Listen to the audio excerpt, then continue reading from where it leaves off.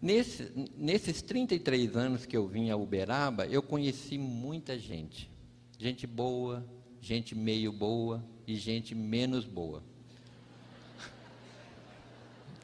Alguns, o tempo vai apagando da memória, mas ele nunca vai ter força suficiente para apagar esse personagem. Naquele tempo que as sessões do Chico se estendiam pela madrugada, ele chamou minha atenção pela alegria com que ele chegava perto do Chico. Os olhos dele quase se inundavam de luz. Era sempre o último da fila. Ele vinha com aquele passo cansado, trôpego, né? Ele tinha a pele muito escura, o cabelo enrolado, uma ferida, quase sempre uma ferida nos lábios, pés rachados. Chamava-se Jorge. Eu acredito que o Jorge deve ter tomado muito pouco banho na vida dele, porque seu corpo franzino, magro, mal alimentado, exalava um odor desagradável. Ele tinha na boca alguns dentes apodrecidos e quando ele falava, o hálito dele era quase insuportável. Quando ele chegava perto do Chico, o Chico perguntava para ele: Jorge, como é que vai a vida?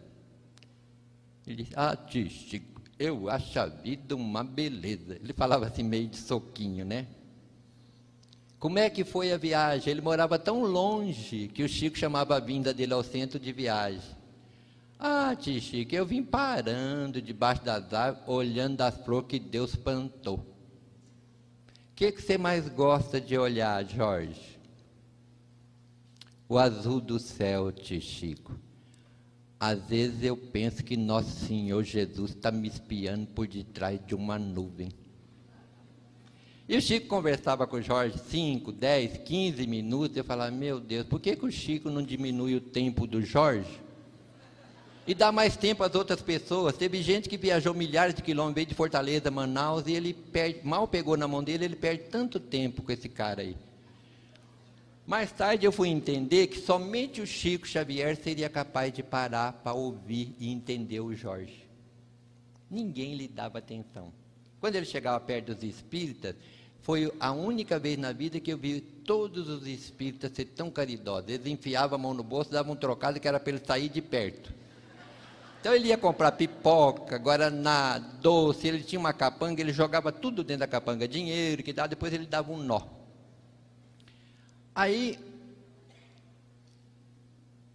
eu falei: bom, agora acabou. Aí o Chico falava: agora o nosso Jorge vai declamar uns versos.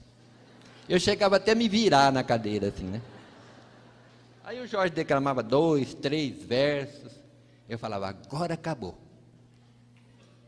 Aí o Chico falava assim: agora para as nossas despedidas, declama aquele que eu mais gosto. Ele falava: qual, tio Chico?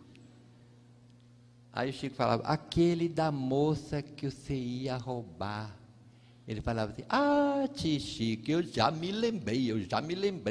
Ele tinha um paletó de caçemira, ele botoava o seu único botão, apertando aquele corpo sofrido, né? Naquela hora da madrugada, o centro do Chico continuava esfervilhando de gente. Todo mundo queria ver a conversa dele com o Jorge, né? Aí o Jorge olhava para ver se estava todo mundo olhando para ele e sapecava assim, inflado de orgulho: menina, penteie o cabelo, joga as tranças para cacunda, queira Deus que eu não te leve de domingo para segunda. O Chico ria, a gente ria, o Jorge ria, mas mesmo assim o riso do Jorge era um riso dorido, porque os lábios dilatavam, a ferida sangrava. Aí ele se aproximava do Chico, e dava uma importância para ele, que nesses anos todos eu nunca consegui ver. Ele jogava dentro do embornal e amarrava. Aí ele beijava a mão do Chico, o Chico beijava a mão dele, beijava os dois lados do rosto do Jorge, ao que ele retribuía beijando os dois lados do rosto do Chico, onde ficava uma mancha de sangue. Ele falava quase dentro do nariz do Chico. Eu nunca vi o Chico ter aquele momento instintivo de recuo como eu tivera tantas vezes. Eu nunca vi o Chico se limpar na presença do Jorge, nem depois que o Jorge tinha ido embora. Eu que muitas vezes na casa lá do Chico pegava um pano de prato, molhava na torneira e limpava o que nós chamávamos carinhosamente de o beijo do Jorge.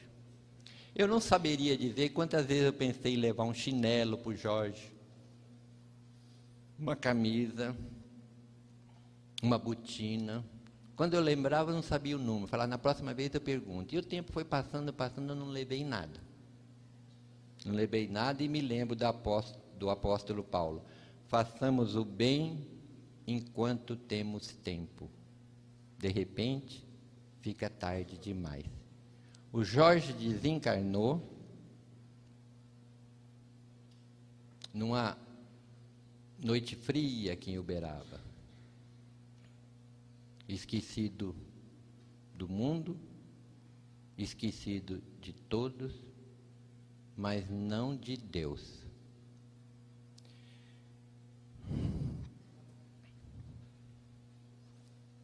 Contou-me o Chico Xavier,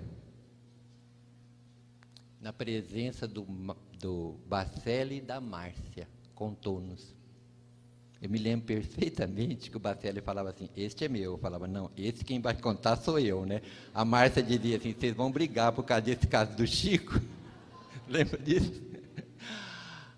Aí, o Chico contou-nos que a personalidade sublime de nosso Senhor Jesus Cristo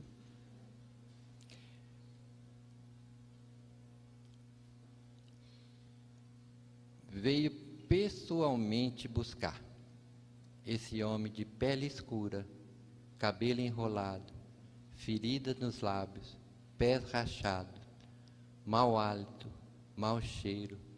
Retirou ele do corpo que estava envolto em pedaços de coberta, aconchegou-o de encontro ao peito e voou com ele para o espaço, como se carregasse o mais querido dos seus filhos. Não vos deixarei órfãos, estarei convosco até o fim dos séculos. Ele não faria uma promessa que não pudesse cumprir.